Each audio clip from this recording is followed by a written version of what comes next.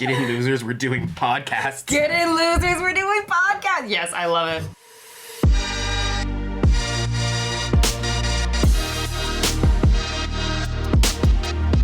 This is The Mud Peddlers, a podcast where two nerdy ceramic artists share the behind the scenes of their worlds of clay.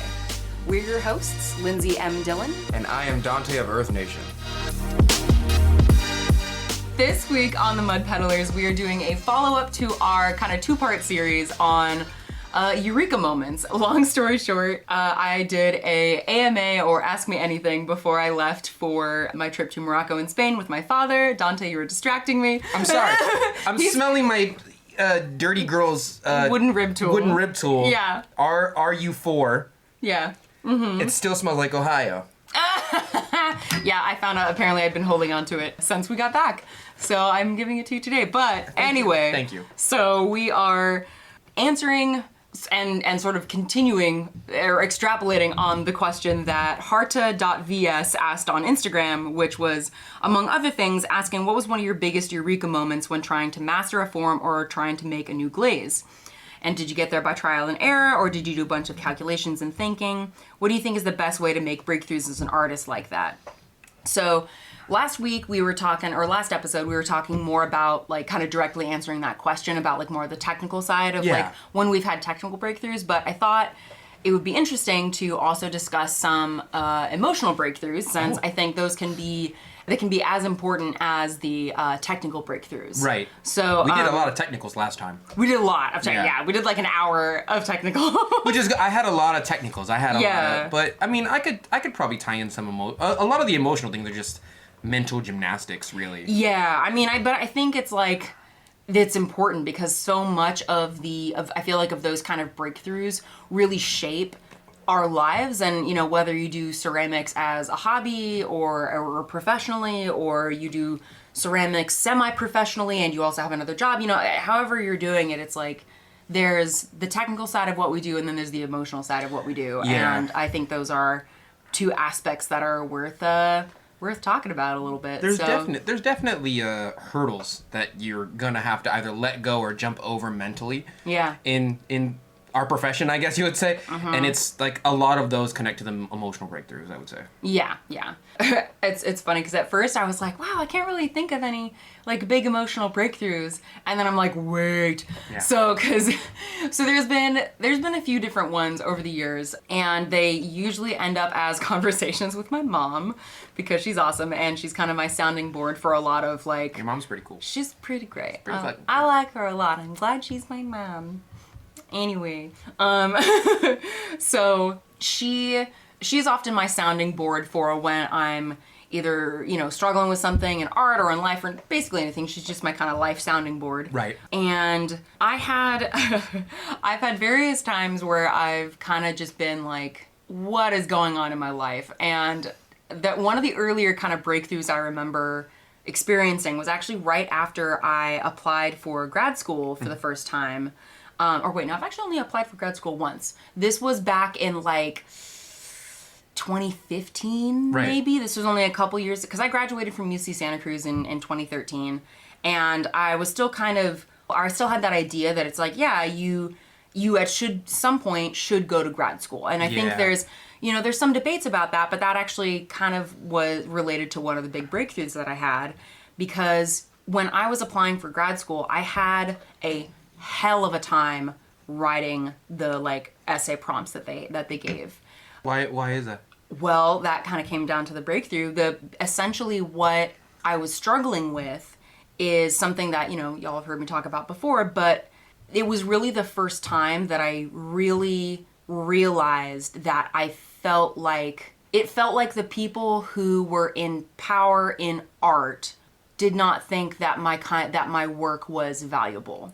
Yeah. And I didn't really realize that was what I was feeling until I was literally like crying in front of my mom, like talking about, because I was really struggling to write out, you know, these essay prompts, and I can't remember exactly what it was, but it was this sense that, well, kind of like, what's the point of my applying to grad school because I feel like I have to be somebody that I'm not if I'm going to get in. Because if I talk about, that I love making creatures and stuff, that's not going to be seen as being valuable. Yes. And what's interesting is that I think over the past, however many years, I have found ways to kind of talk about why I love the things that I love in a way that can also work in an academic context, which is an interesting kind of bridge building exercise I think I've had to do. Yes. But just going through that process of realizing like, oh, I don't feel like people think my work is valuable. Like, just being able to verbalize that was a huge breakthrough in understanding the conflicts that I was feeling with where I wanted to take my career, whether I was going to go to grad school, and kind of all of those things. And they're the high, in your mind at least when you're in school, they're the higher ups too. Like, right. They're the people who have the say-so, not really, but kind of emotionally, in what your work ought to be or the value of it. Yes, and no, in a very, very much so. Like, if when you're in that program, these people have the ability to either grant you access to getting a master's, or they can block you. They are the connection. Yeah. And I've had a few conversations with just as informational interviews, I've had some conversations with students who have gone through the master's programs at some of the universities or one of the universities that I was looking at going to. And I'm not going to say which one, but they were essentially saying like, I kind of had to make work that I wasn't interested in making because I had to get my master's, and I couldn't do that. I couldn't do that under the tutelage of the professors in this grad program. Speaking on that same note, I've noticed, and I don't know if this is a generational thing, I don't know if this is just like an art world thing that I don't have access to yet, but I noticed there's definitely a higher tier of artist, generally older, that will make these things that seem, to me at least, to be very basic. Like, they'll make an apple, and they'll slice the apple in half, and they'll sculpt an orange, and they'll put it together, and they'll make a little crown up there, and they'll call it, like, ambrosia, and they'll be like, it speaks to the biblical sense of, and I'm like, you just sculpted an apple and an orange and you put them together, dog. Stop it. See, okay, so I think in my mind that's kind of like, that's one of those I shouldn't say capital A art versus lowercase a art. Right. To me, that's like art in an academic context. Yes. Which is important. Like, I think it's important that we have room for that kind of highly conceptual work. Yes. Even if it kind of looks like, to some degree, like, oh, you're just making an apple and an orange and putting it together. And to some degree, I feel like you could make that same argument about, like, my creatures. Like, oh, you're just making fantasy art. You're just making creatures. And it's like, yeah, you could say that, but there's also a lot more that goes into it. Of course. But I hear what you're saying in terms of that. I think there is oftentimes sometimes there can be some overlap. Like, I feel like at Eureka, I saw a lot of overlap between the kind of more like conceptual work versus the more functional work, I guess I would say, that didn't focus as heavily on conceptual ideas. Yes. But I think there is often, especially when you're looking at academic versus non-academic context, that gulf between those two communities feels like really big sometimes. For me, at least, I don't think my issue is that I don't think it does not deserve a space, because I think it does. Yeah. I think it's important. I just don't agree with the mentality that capital A art, especially in the higher tiers of the art world, is all that matters. And agree. Yeah, I totally agree. Whenever I go into like a higher tier of the art world, and whenever I go into a school, I genuinely find 90% of them are like, oh, it speaks to the time in which human beings used to, and I'm like, stop. You're acting like this conceptualization of work is the only thing that matters to the art world, when you're talking about only the tails of the heads and tails of the coin. Like, you're talking about 50% of the thing as if it's the entire quarter. And I'm just not, I don't know. I don't appreciate that usually the higher tiers of the art world pretend as if the concepts of art are all that matters, when realistically there's a whole nother side of the story. Yeah. And that's my frustration. Yeah, no, I agree with you. And I think that's like, that's where a lot of my anger. Anger. And I mean, cause it's, and again, I've had many different breakthroughs over the years that have helped me like deal with that more. It's a big one for you. It's a huge one. Huge one for you. Well, because I mean, honestly, it was so much shaped by my experience at Santa Cruz, where it was like even more so. I felt like like the couple of times that there were other artists in our like my classes who had that kind of similar fantasy sort of bent. Yep. Like, oh my God. Like, I'll never forget, in one of my sculpture classes, we had the opportunity to do some metal work, and I had already taken a metalworking class. That's hot. It was rad. It was super rad. So, so again, there were many different ways that people, took the project, but this one particular person essentially made like a metal sword. And when we were in critique, I so strongly remember talking about like, oh yeah, like this sword is really interesting because it's kind of a combination of like a gladius and a scimitar, which is like interesting cultural combinations. Yes. And I just remember being like looking around, and like even like the professor was like, okay, so the professor essentially pointed out that there was a linguistic difference between how I was talking about her art and how a lot of the other cohort was talking about her art. Yes. Because of the playing a bunch of fantasy games, and where you kind of just by osmosis, kind of like when you're playing a bunch of first person shooters, you kind of learn about different guns. Oh, I know more about guns than I need. Yeah. And I don't even own that many guns, and like I know more about. I end up calling things scout rifles when they're just long range rifles. Yeah. But it's true. But it's like you kind of you get different information. So it was interesting to see like, in that situation, I was able to observe different things because of the like history of playing video games. And again, not to say that that's necessarily better or worse, but more that like in that moment it was like, you're a nerd too. Yeah. We're both fantasy nerds. Yeah. So it's like, it's been a long. I can see your frustration with it. I can definitely see. I think it's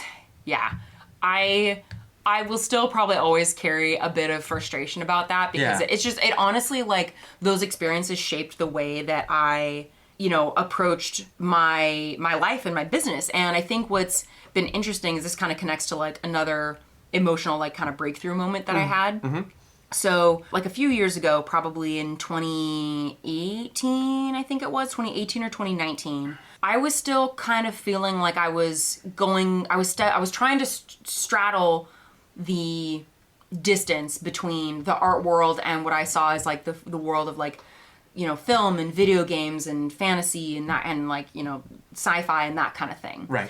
And I experienced that by, it's like I was applying to art shows more often. I was going to art shows some, but I was also going to things like Monsterpalooza, which is this big convention down in Pasadena. Mm-hmm. That's, it's all about monsters. Right. So it's like, so I went down there. That's for you right there. It was amazing. Like 3 of my favorite artists that I like love their work were all gonna be down there. And I was like, oh my God, I gotta go. Yeah. So what was interesting kind of about that time period, and like there were, I guess I'll say, and sorry, I know I'm kind of like going on and I'm on like a book. Okay. I'm here for it. All right, so I will try and make this as concise as I can. My job is to yes and, not to rush you. Okay, all right. Yeah. I appreciate that.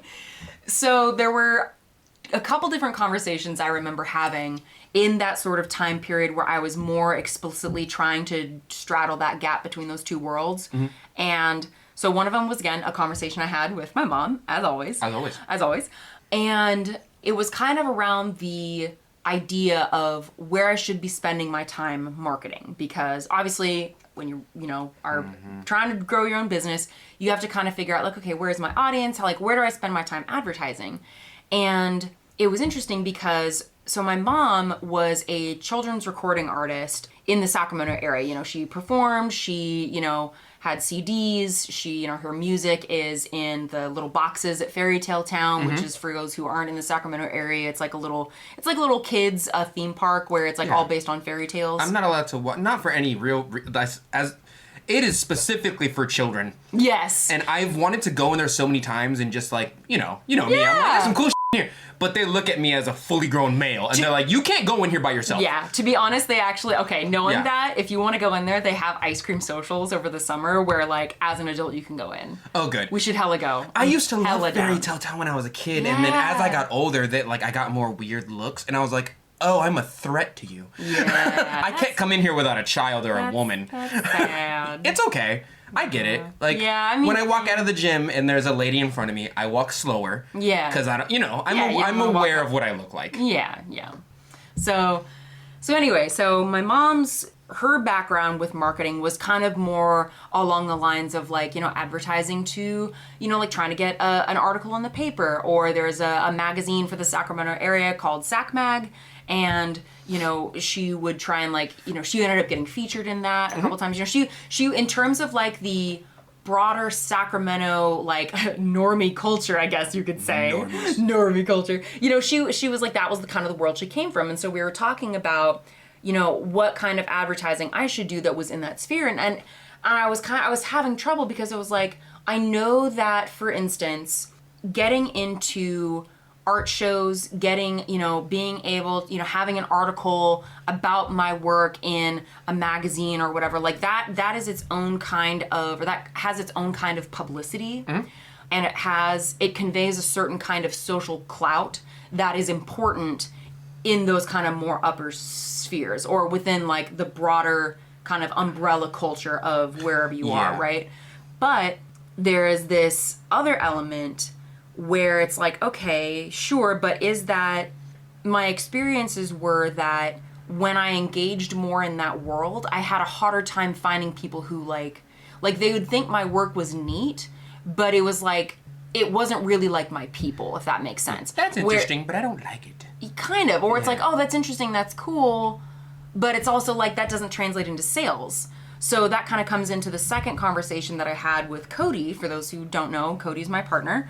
And he was kind of, his background is very different than my mom. So this is kind of two ends of the spectrum. So my mom's perspective was success, and this is broad generalizations, but her perspective was like success and, marketing comes from that world of magazines, of broad popular kind of, normie culture, I guess you could say.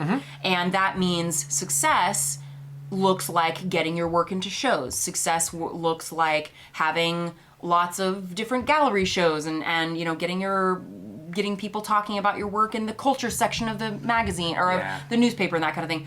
Cody's perspective was like, sure, getting your sculpture into an art gallery is great, and if that sells, that's great, but Lindsey, you just sold out at Fanime, which has an attendance of 25,000 people. That's right. Yeah, so it's kind of like, it was this really interesting clash of trying to determine what success looks like and where I should be spending my time, because, sure, it was great that I was, getting my work into gallery shows, and I still sometimes will apply to shows. It's just not the main thing that I do, because it was like how my business model was going to shape up really depended on which world I kind of wanted to be more a part of. And I still kind of want to be a part of both, but I don't care as much about whether I get recognized in the kind of marketing world that, for instance, my mom more kind of came from. And by the way, just in case anybody's wondering, my mom is super supportive of me whichever way I went. She was more just sharing her perspective on her background of marketing and stuff like that. So. Can I give a little mental breakthrough of my own real quick? Yes, please. Can I give you a little bit of Kanye right here? Yeah, Not the new Kanye. Not new Kanye, old Not Kanye. old Kanye. Yeah. Yeah. I'm really tired of people who don't know what value is telling me what value my artwork has. And I think that is the most based opinion I can give. I'm super tired of the upper echelons of the art world telling me that's not really valuable to us. Yeah. When I'm like, you don't know what valuable is. Not only that, art is super, super contextual. Like, the value of something to one person is completely different from another person. On top of that, I have never met or heard about, historically or in person, about a really popular, really valued historical or like right now artist that was like, yeah, I just did whatever the higher upper echelons of the art world told me to do, and they let me be part of their circle. Like, Salvador Dali doesn't give a shit. Oh my gosh. Like, he might have played the game a little bit, but he also walked an anteater in the middle of a street and threw a chair out of a Macy's window. Like, did he really? Bless. He was wild. The art world that. actively kind of avoided him for a while. How do you, because I'm curious, like, I have my own perception of, and my own experiences with, like, that kind of sometimes specific person idea of, like, the upper echelons conveying the idea that my work isn't valuable. Yeah. How have you experienced that dynamic of, like, what what have you experienced that has given you that impression that this upper echelon doesn't value our work? It's not as though the upper echelon doesn't value the work, because in my experience, there's like the art economy, and the art economy only values what you can sell and what you can produce. And from that, you get a lot of ticky-tacky stuff, you know, and like you get a lot of mugs. Essentially, you get a lot of bowls, you get a lot of functional things that are usable that can be sold, craft as it were, if I were to call it that. Yeah. There is some argument there. But then you also get the upper echelons of people who, in my experience, are just full of bullshit. Right. Who are just giving... But how do you experience that? Like, are these like conversations you've had with individuals? I promise are these things I'll give you an read? example. Okay. I promise. Okay, thanks. Sorry, I'm leading into it. Because I'm super curious. Yeah. Okay, yeah, carry on. So I meet a lot of people who are just full of bullshit, where they'll see something and they'll give it a context in which the artist, usually me, is like, that's not what it's about at all, bro. Oh. But if you want to stroke yourself off, go ahead. And I specifically remember Yoshio was so nice about this. I talked to him after.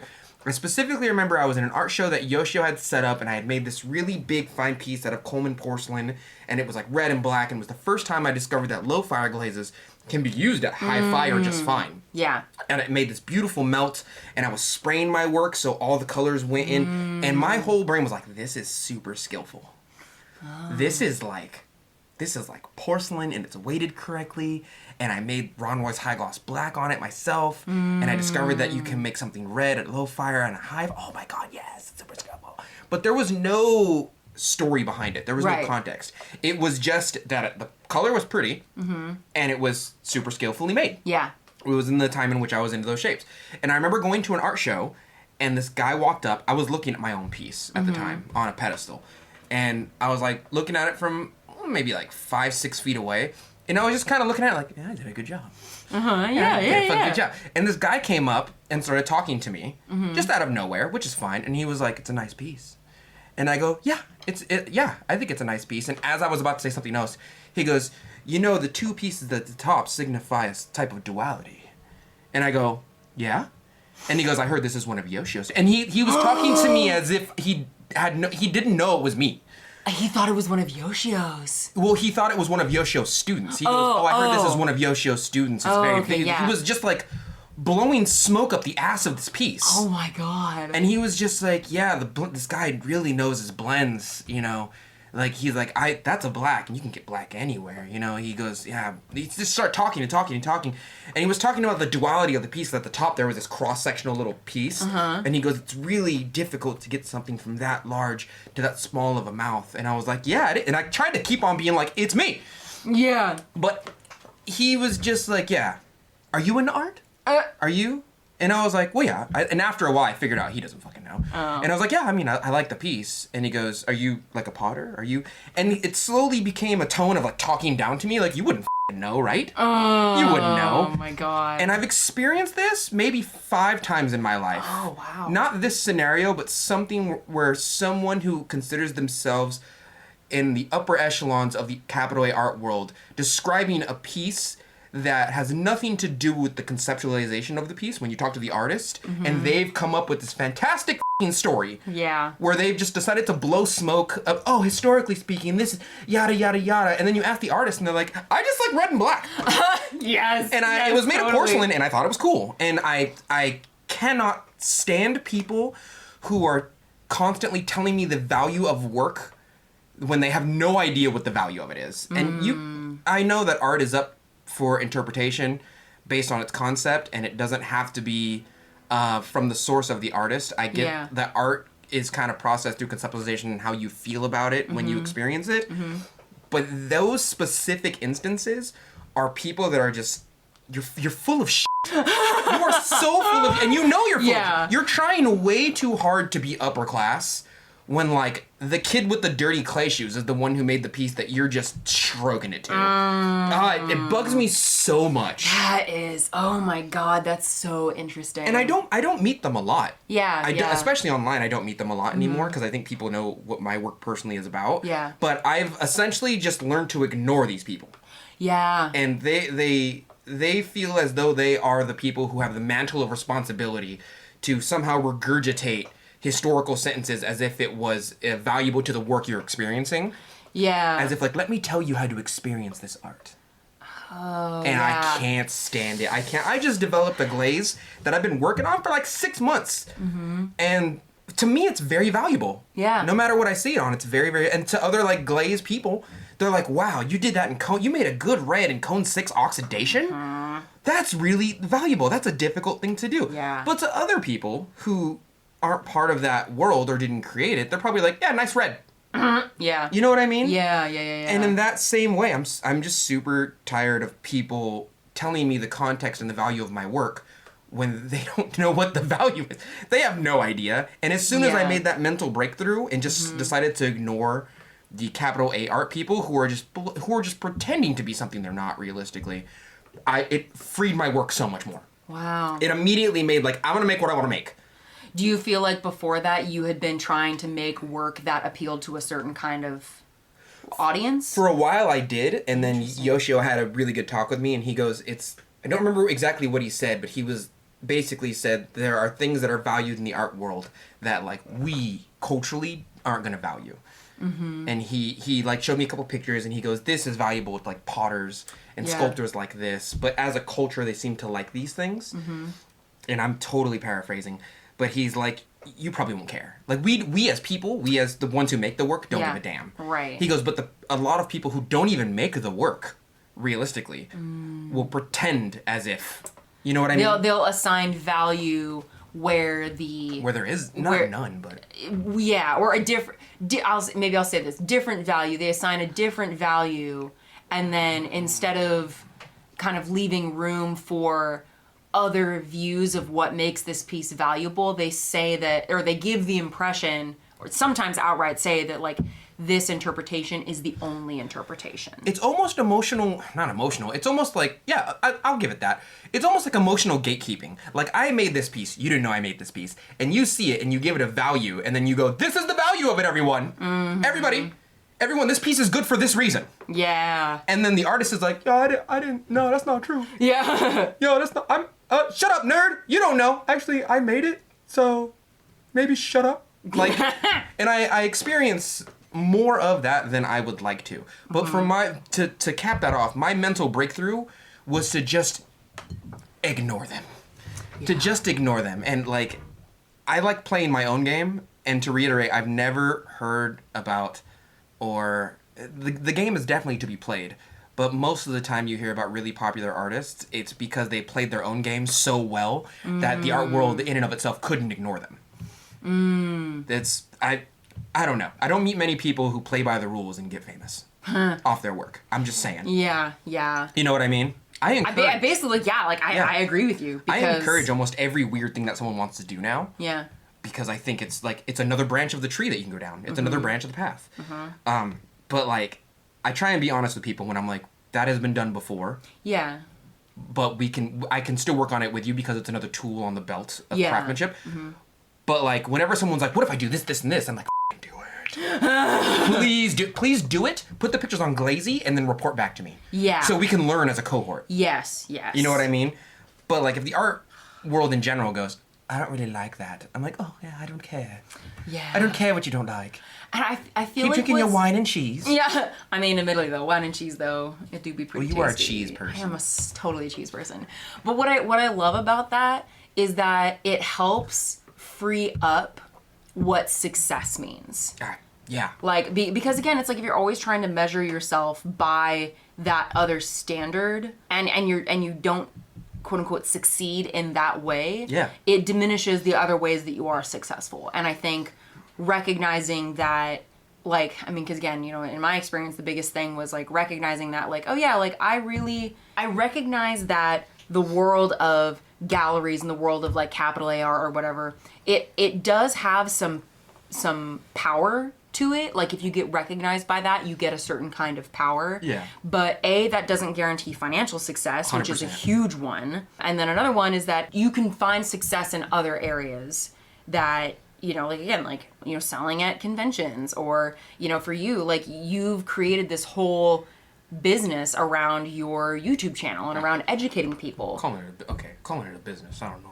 It's a business. I don't know about it's business. a business. I don't know about It business. is. It's the world of what you do and what you make, and it's Just trying to make sure these hoes know what's what. Yeah. You know, I would like to say, to your point, if I really think about it on an interpersonal level, if you like making work like yourself, and it seems to you that you're getting the vibe that the capital A art world, I will call it that as a general term, doesn't really enjoy that, if you then decide to start playing by their rules, or you decide to go 100% into their territory and go, okay, I'll just make what you like, you're not really making work for yourself.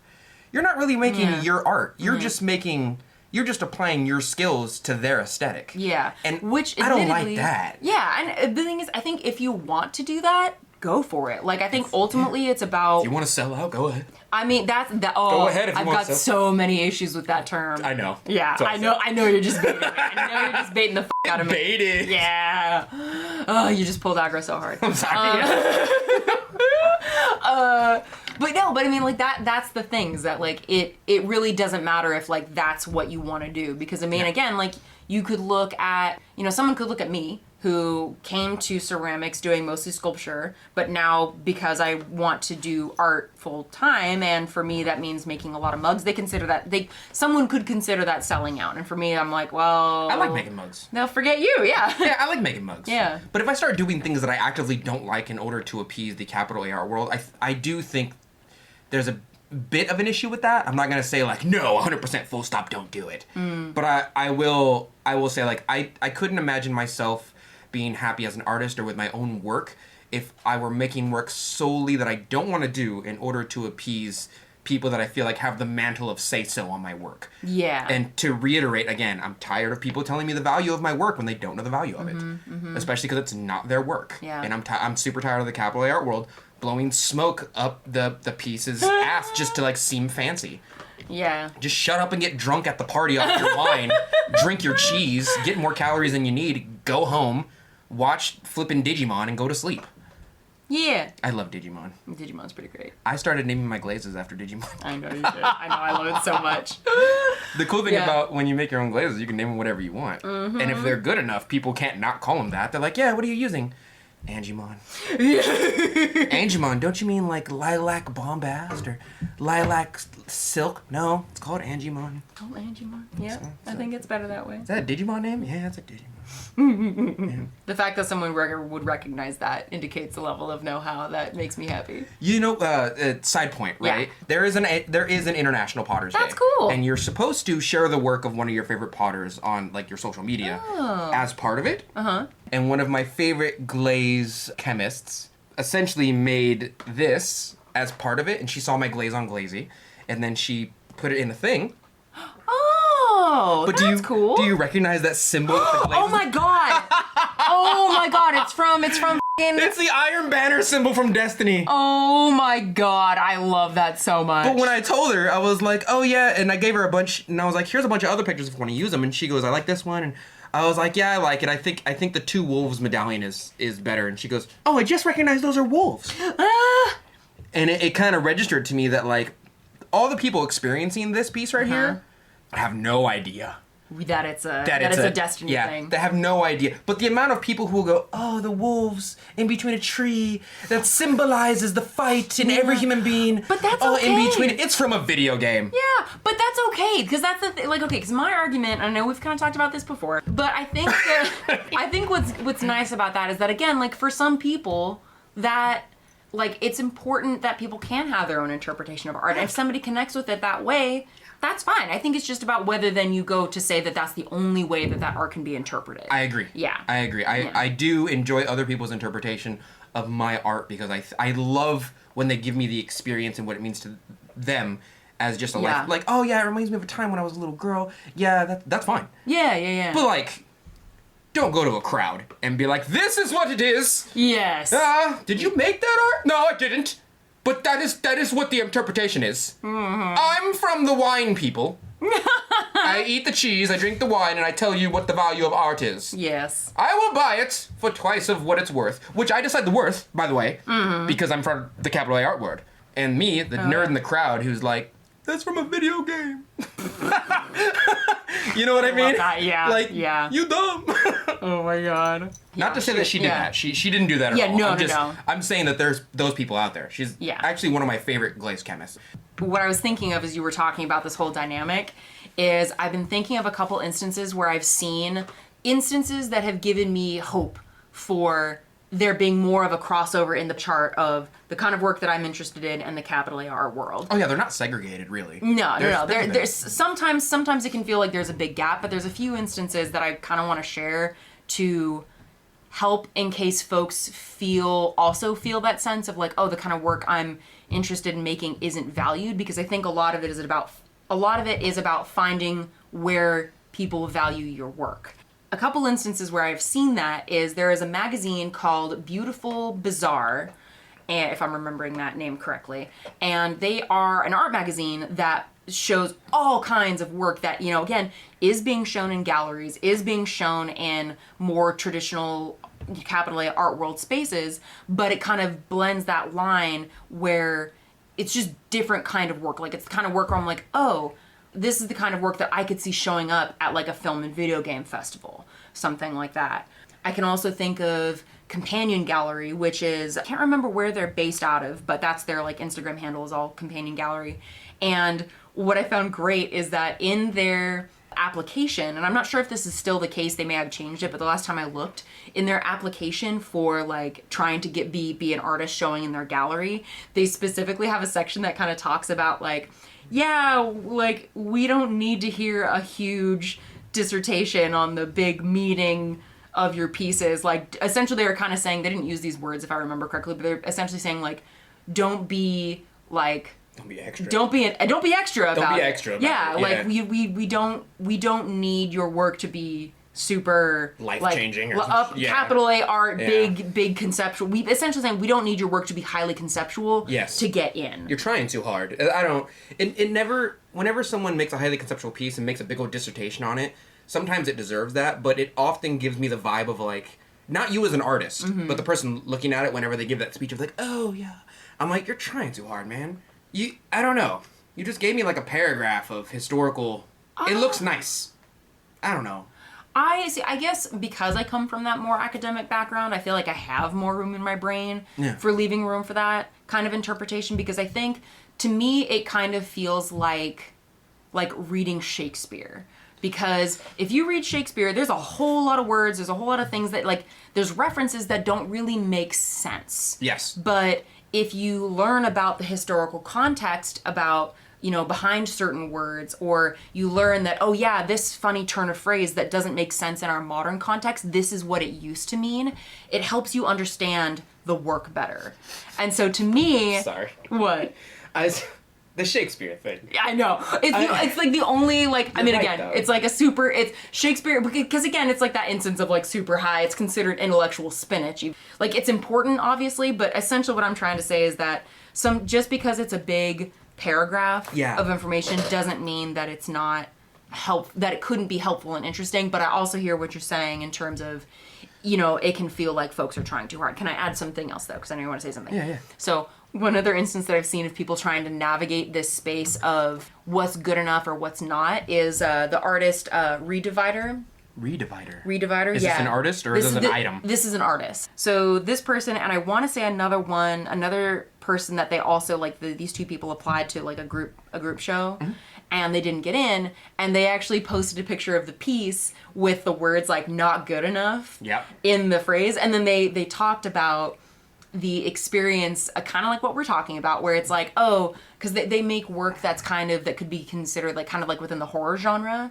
And so they're essentially observing that example of their work being considered like not good enough for a gallery. So it's interesting because I think so much of how people experience this dynamic depends on their background or just like kind of what they've experienced over the years. Because for some people, like, again, if you grew up looking at the Beautiful Bizarre magazine and you saw all this crazy different work, showing up in galleries, then you can kind of see like, oh, all right, then there's space for me somewhere. But for me, my exposure to the art world was in a more academic context where it was like, I was only seeing a certain kind of work as being valued. That then gave me the impression that my work wasn't valued. But But I'd say, I guess, it's a combination of recognizing where you can essentially say screw it, and that, you know what, it doesn't matter if this group doesn't value my work, and also recognizing that there can be some unexpected areas where your work will be valued,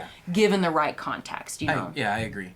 Yeah, we are definitely products of our environment. Yeah. And so if you look at artwork from generation to generation, you'll slowly realize that, like, oh, okay, I make anime art. 40 years ago, that probably wasn't much of a thing. You know what I mean?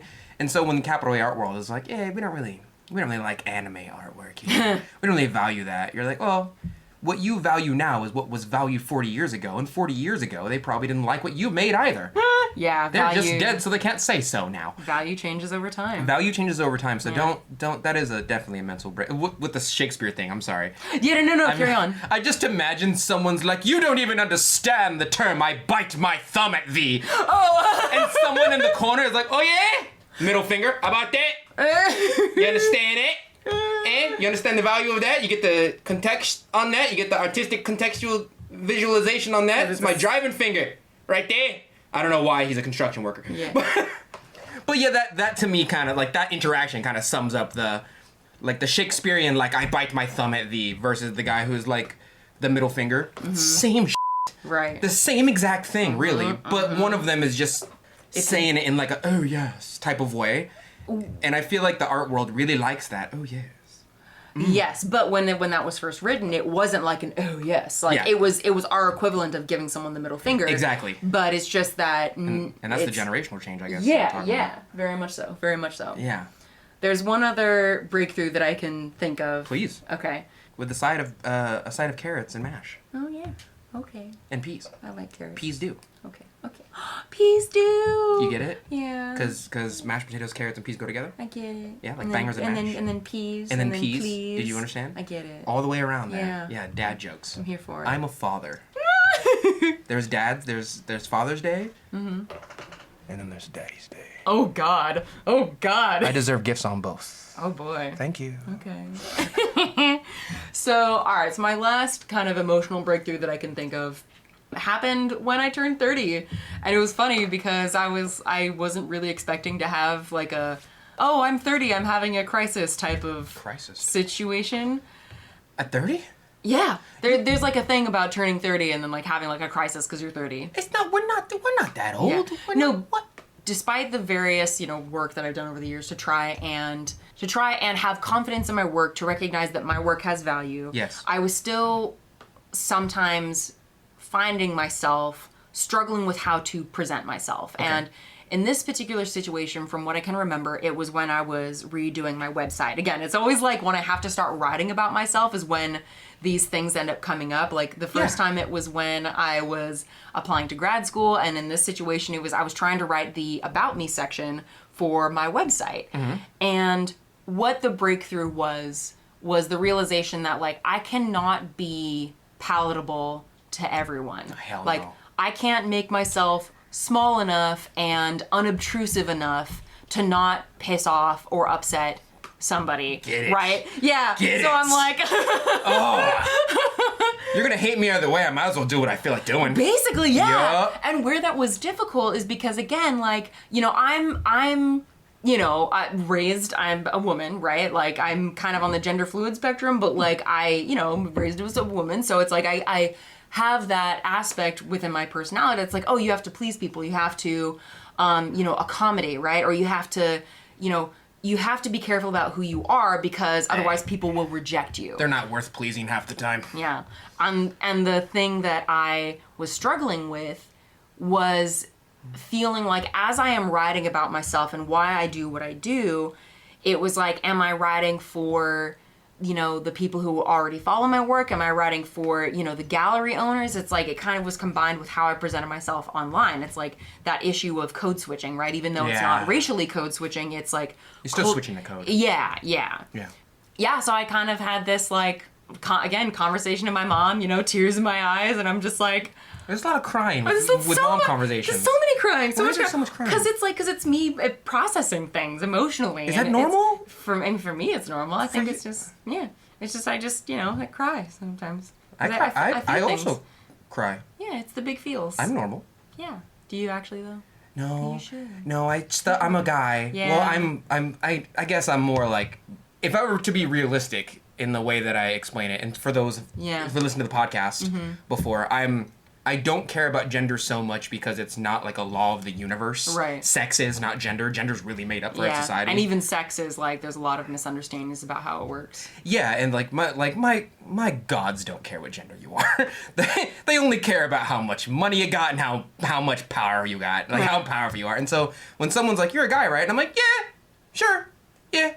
Like I'm gender non-conforming, I guess. Yeah. But like in that same sense, if you called me a girl or a guy, I'd be like, whatever, I still lift more than you. Like I don't care. I love that. You know what I mean? Like, yeah.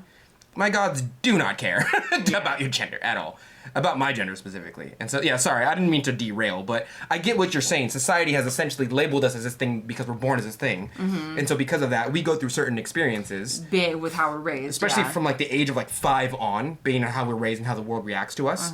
And so it's very like, you're taught to shrink down. Right. And stay out of the way. And I'm taught to like, essentially unless you're providing or protecting something, you're useless as a male. And like, yeah, I get it. Those experiences and that energy that we get from society is defines who we are later on. Yeah. Sorry, I didn't mean to go off on a tangent. No, I mean, but that's true because I think, I mean, again, like, I think the biggest, if I were to summarize, the biggest emotional breakthroughs that I've have had to do with having confidence in my work, having confidence in myself, and my existence in the world is like being valid. And I know that sounds super cheesy. Yeah.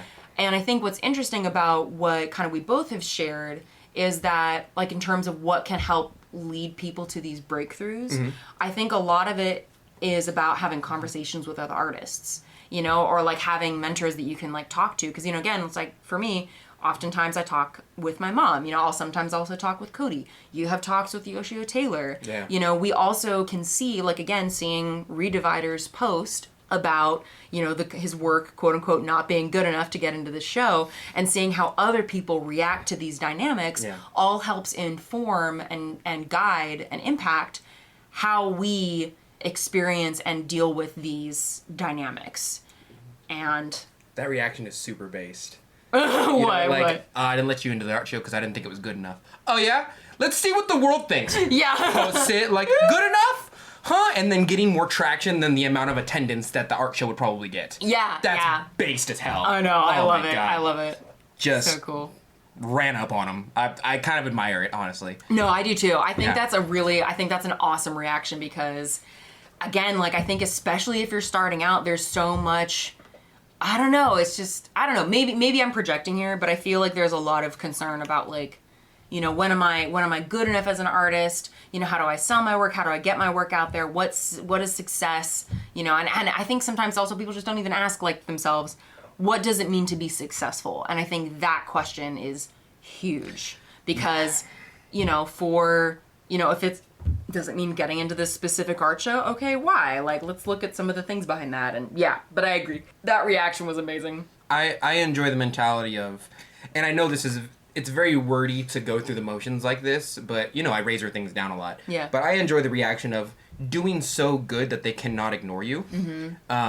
And that facet, you kind of, to a certain degree, have to ignore what their value system is. Yeah. Because in order for them to not ignore you, you can't be playing by their rules.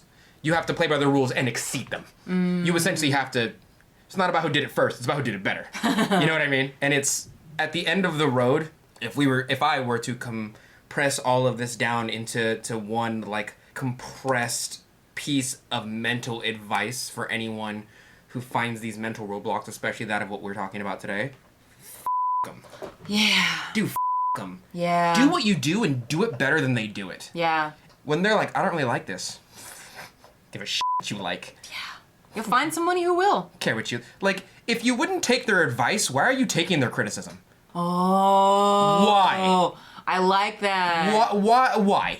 You know what I mean? And I meet, not so many, but I've met enough people in my life who will give me criticism, and then I look at their work and I'm like, I wouldn't. Not to say their work's not valid to you, but, like, you're at a space where I was, and I consider that not a bad space, but, like, that was a space of, I don't know, I wouldn't take your advice.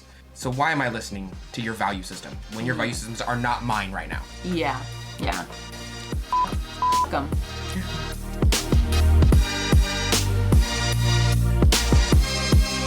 And that's it for today. Thank you for listening to The Mud Peddlers with Lindsey M Dillon. And Donte of Earth Nation. Want to say hi and see what Donte and I are working on in our studios? Check out the show notes for links to our websites and social media below. You can find me at lindseymdillon.com.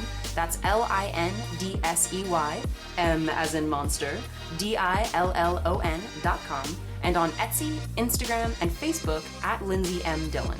And you can find me at Earth Nation Ceramics. It's spelled exactly how you think it's spelled, but you can also find me on my Facebook fan page and Instagram at the same name at Earth Nation Ceramics.